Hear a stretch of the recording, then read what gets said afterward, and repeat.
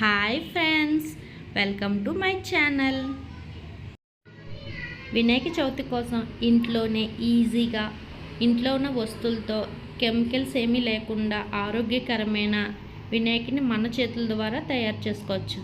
దానికోసం గోధుమ పిండి, పసుపు, వాటర్ని కలుపుకొని దాని సహాయంతో ఇంట్లోనే వినాయకుడిని తయారు చేయడానికి ముందు బేస్ ప్రిపేర్ చేసుకోవాలి. బేస్ కోసం కొంచెం పసుపు ముద్దను తీసుకొని దాన్ని బేస్ కింద పెట్టుకోవాలి. తర్వాత కాళ్ళు కోసం కొంచెం పసుపుని తీసుకొని కాల్ షేప్ పెట్టుకోవాలి.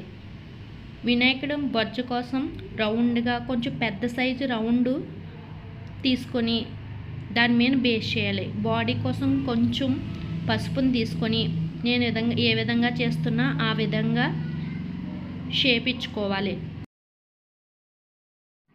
షేప్ కోసం నేను ఇక్కడ టూత్పిక్ని యూజ్ చేశాను. హ్యాండ్స్ని ఈ విధంగా సెట్ చేసుకున్నాను. గణపయ్య మెడలో కండువా కోసం పసుపు ముద్దలో కొంచెం కుంకుమ వేసి ఈ విధంగా చేశాను. తల కోసం ఇంకొక పసుపు ముద్దను తీసుకొని ఈ విధంగా పెట్టాను.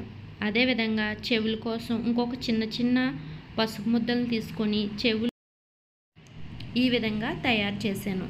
తొండం కోసం కొంచెం పసుపును తీసుకొని తొండాన్ని ఈ విధంగా తయారు చేశాను.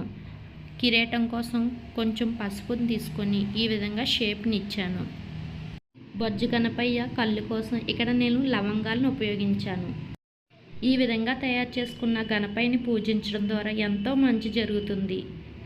పర్యావరణాన్ని కూడా పరిరక్షించవచ్చును.